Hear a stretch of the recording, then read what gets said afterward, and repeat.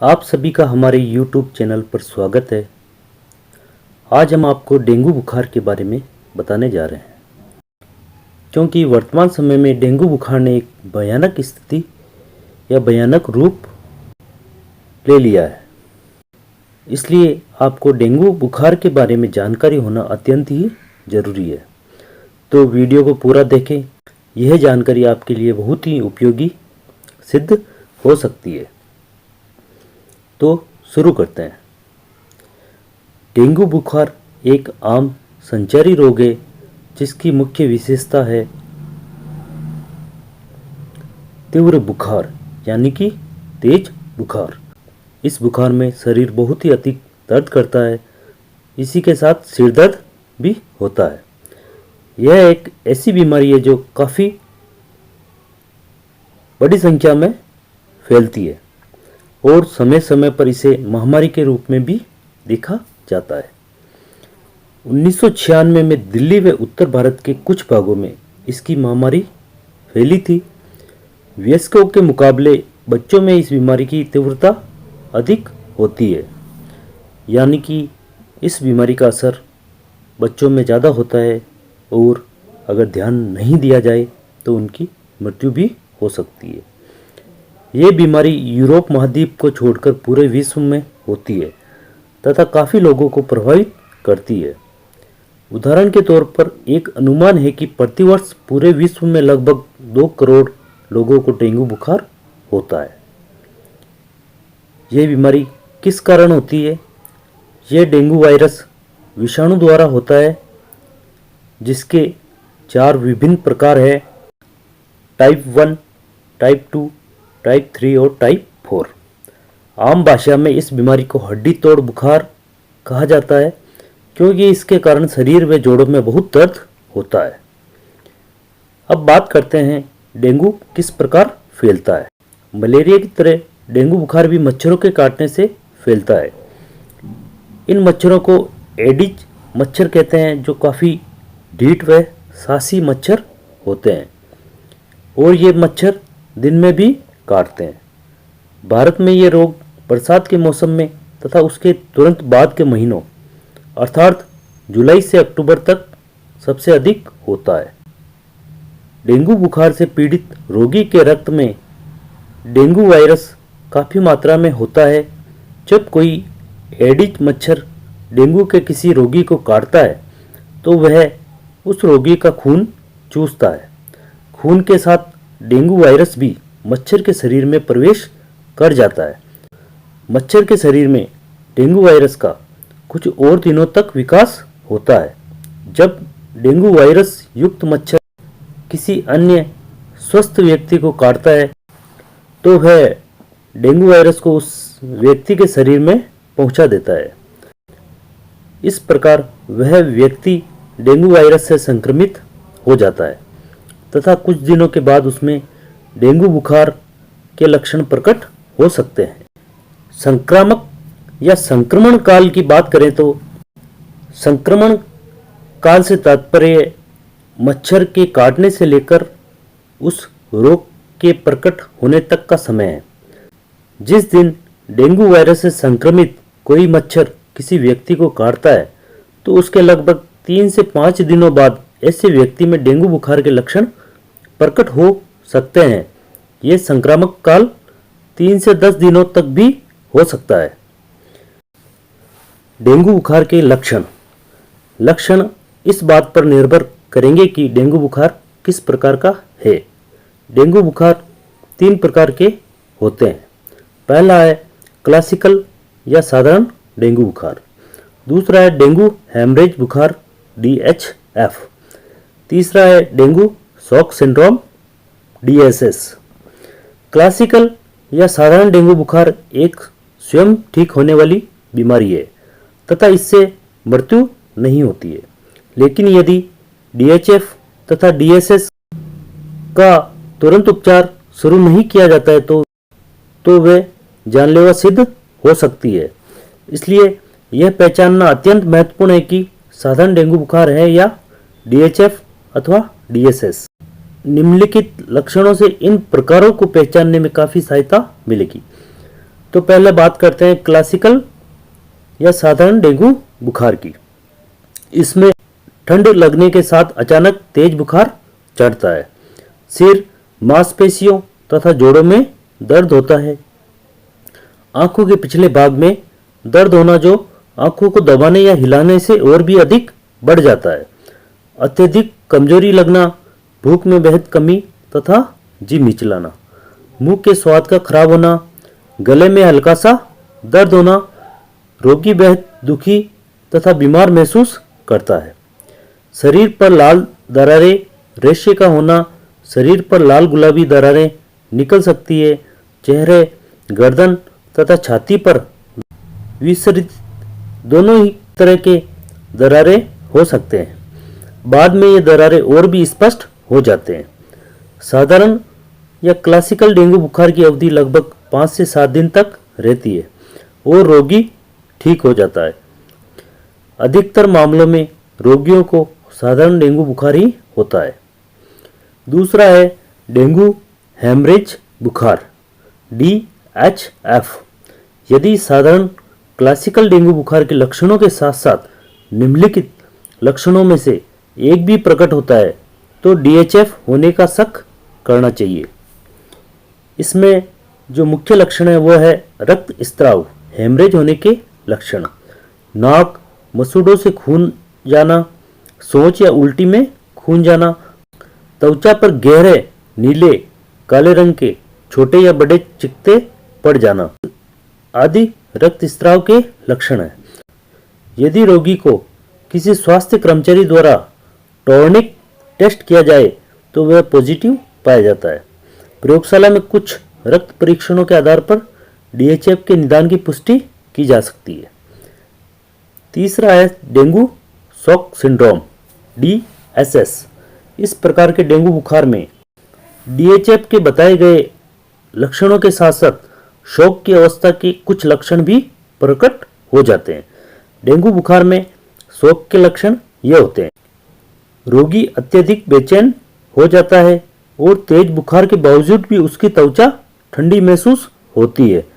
रोगी धीरे धीरे होश खोने लगता है। यदि रोगी की नाड़ी देखी जाए तो वह तेज और कमजोर महसूस होती है। रोगी का रक्तचाप, ब्लड प्रेशर कम होने लगता है। इस प्रकार लक्षणों के आधार पर ये 3 प्रकार के डेंगू रोग पाए जाते हैं। उपचार की यदि बात करें तो यदि रोगी को साधारण क्लासिकल डेंगू बुखार है तो उसका उपचार व देखभाल घर पर ही की जा सकती है। चूंकि ये स्वयं ठीक होने वाला रोग है इसलिए केवल लाक्षणिक उपचार ही चाहिए। उदाहरण के तौर पर स्वास्थ्य कर्मचारी की सलाह के अनुसार पैरासीटामोल की गोली या सिरप लेकर बुखार को कम रखिए। रोगी को डिस्प्रिन या एस्प्रिन कभी ना दें। यदि बुखार 102 डिग्री फ़ारेनहाइट से अधिक है तो बुखार को कम करने के लिए हाइड्रोथेरेपी या जल चिकित्सा करें। सामान्य रूप से भोजन देना जारी रखें। बुखार की स्थिति में शरीर को और अधिक भोजन की आवश्यकता होती है। रोगी को आराम करने दें। यदि रोगी में DHF या DSS की ओर संकेत करने वाला एक भी लक्षण प्रकट होता नजर आए तो अतिशीघ्र रोगी को निकटतम अस्पताल ले जाएं ताकि वहां आवश्यक परीक्षण करके रोग का सही निदान किया जा सके और आवश्यक उपचार शुरू किया जा सके, जैसे कि द्रव्यों या प्लेटलेट्स कोशिकाओं को नस में चढ़ाया जाना। प्लेटलेट्स एक प्रकार की रक्त कोशिकाएं होती है जो DHF या DSS में कम हो जाती है। यह भी ध्यान रखने योग्य बात है कि डेंगू बुखार के प्रत्येक रोगी को प्लेटलेट्स चढ़ाने की आवश्यकता नहीं होती। कृपया याद रखिए, यदि समय पर सही निदान करके जल्दी उपचार शुरू कर दिया जाए तो DHF तथा DSS का भी संपूर्ण उपचार संभव है। अब डेंगू बुखार की रोकथाम की अगर बात करें तो डेंगू बुखार की रोकथाम सरल, सस्ती और बेहतर है। आवश्यकता है कुछ सामान्य उपाय बरतने की। ये उपाय है एडिज मच्छरों का प्रजनन या पनपना रोकना, एडिज मच्छरों के काटने से बचाव। एडिज मच्छरों का प्रजनन रोकने के लिए उपाय। मच्छर केवल पानी के स्रोतों में ही पैदा होते हैं, जैसे कि नालियों, गड्ढों, रूम कूलर्स, टूटी बोतलों, पुराने टायर्स व डिब्बों तथा ऐसी अन्य वस्तुओं में जहां पानी ठहरता हो। अपने घर में और उसके आसपास पानी एकत्रित न होने दें। गड्ढों को मिट्टी से भर दें। रुकी हुई नालियों को साफ कर दें। रूम कूलरों तथा फूलदानों का सारा पानी सप्ताह में एक बार पूरी तरह खाली कर दें। उन्हें सुखाएं तथा फिर से भरें। खाली व टूटे फूटे टायरों, डिब्बों तथा बोतलों आदि का उचित विसर्जन करें। घर के आसपास साफ सफाई रखें। पानी की टंकियों तथा बर्तन को सही तरीके से ढक कर रखें ताकि मच्छर उसमें प्रवेश न कर सके और प्रजनन न कर पाए। यदि रूम कूलरों तथा पानी की टंकियों को पूरी तरह साफ या खाली करना संभव नहीं है तो यह सलाह दी जाती है कि उनमें सप्ताह में एक बार पेट्रोल या जला हुआ तेल डाल दें। प्रति 100 लीटर पानी के लिए 30 ml पेट्रोल या मिट्टी का तेल या जला हुआ तेल पर्याप्त है। ऐसे करने से मच्छर का पनपना रुक जाएगा। पानी के स्रोतों में आप कुछ छोटी किस्म की मछलियां जैसे कि गंबूसिया, लेबिस्टर भी डाल सकते हैं। ये मछलियां पानी में पनप रहे मच्छरों व उनके अंडों को खा जाती है। इन मछलियों को स्थानीय प्रशासनिक कार्यालयों जैसे सरकारी चिकित्सालयों से प्राप्त किया जा सकता है। यदि संभव हो तो खिड़कियों व दरवाजों पर महीन जाली लगाकर मच्छरों को घर में आने से रोकें। मच्छरों को भगाने व मारने के लिए मच्छरनाशक क्रीम, स्प्रे, मैट्स, कॉइल्स आदि का प्रयोग करें। गूगल व नीम की पत्तियों के धुएं से मच्छर भगाना एक अच्छा देसी उपाय है। रात में मच्छरदानी के प्रयोग से भी मच्छरों के काटने से बचा जा सकता है। सिनेट्रोमा तेल भी मच्छरों को भगाने में काफी प्रभावी है। ऐसे कपड़े पहनना ताकि शरीर का अधिक से अधिक अंग ढका रहे, यह सावधानी बच्चों के लिए अति आवश्यक है। बच्चों को मलेरिया सीजन जुलाई से अक्टूबर तक में निक्कर व टी शर्ट न ही पहनाए तो अच्छा है। मच्छर नाशक दवाई छिड़कने वाले कर्मचारी जब भी यह कार्य करने आए तो उन्हें मना मत कीजिए। घर में दवाई छिड़कवाना आप ही के हित में है। घर के अंदर सभी क्षेत्रों में सप्ताह में एक बार मच्छरनाशक दवाई का छिड़काव अवश्य करें। ये दवाई फोटो फ्रेम्स, पर्दों, कैलेंडरों आदि के पीछे तथा घर के स्टोर, कक्ष व सभी कोनों में अवश्य छिड़के।